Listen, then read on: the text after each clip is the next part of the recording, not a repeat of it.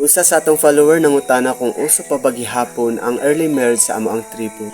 Hello Suwad, kumusta? Karong gabi akong tubagon directly nga uso pa gihapon ang early marriage sa amo ang tribo. Apan sa tago nga paagi. Bago na to i-judge ang mga ginikanan nga nagbuhat gihapon hangtod karon niini, atong i-consider ang ilang mga posibleng rason. Medyo controversial man ang atong hisgutan, apan karong gabi gusto na ko i-share nga naa gihapon amo ang tribo at Manubo nga nagabuhat gihapon hangtod karon ni ana. Bata pa lang sila Mama Pait o kini sa Auntie Bibing, gipaminyo na sa ilang mga ginikanan.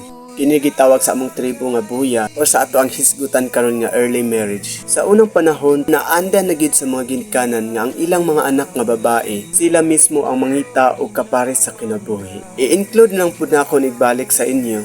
Kay daghan gid pod ang nangutana nganong ang babae daw ang kanunay mo trabaho sa bukid. Sa unang panahon, ang lalaki gitagana gyud as a warrior o tigprotekta sa maong pamilya. Sa unang panahon, uso pa gid kayo ang war or pangayaw.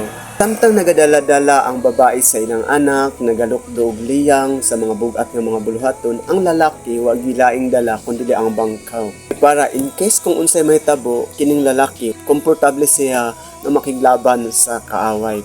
So at least our ta nga do nagirason nga nung tan-aw nato murag tapulan ang mga lalaki nga bangkaw ra ang ilang ginadala-dala. So balik ta sa atong issue nga ang early marriage. Ang early marriage sa una ug karon lahi ra kaayo. Kung sa una gi-explain nako ang kahimtang sa inspirasyon nga ipaminyo sila sayo sa ilang ginikanan tungod kay naay nakita nga dagko nga karabaw didto, naay dagko nga kabayo bakaron didto para ibaylo sa ilaha, pero karon nag-iwas sa ilang kaulaw. Kay dili ta na ginikanan kaya makaantos sa kaulaw sa ilang mga anak. Nasayod na kita karong panahon na ang mga batan-o na influence na pud sila sa uban nga mga binuhatan. Diri na uso na pud ang uyab-uyab. Nagyapoy mga kinikanan nga maulaw nga ma-issue sa pikas barrio o sitio. Ang ubang ginikanan kung makadungog na nga nag-uyab-uyab na ang iyang anak, di na gyud na sila mapugnan nga ipaminyo dayon. Kay ang ilang gilikayan, ang ilang integrity. Dili sila gusto nga ingnon sa ubang tao nga di makabadlo nga ginikanan.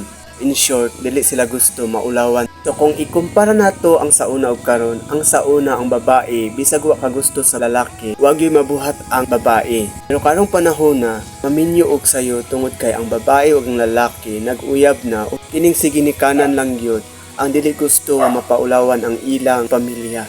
Ug balik ko nako, nagyapon ang early marriage karong panahon na, pero depende sa mga batan-on nga kabubuton gyud nila nga buhaton ang ikaulaw sa ilang mga ginikanan.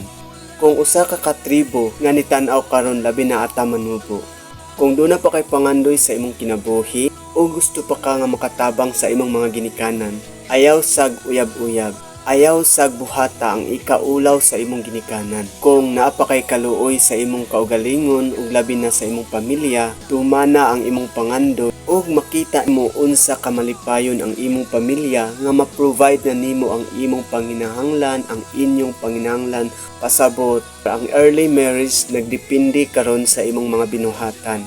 Mopian Aldaw.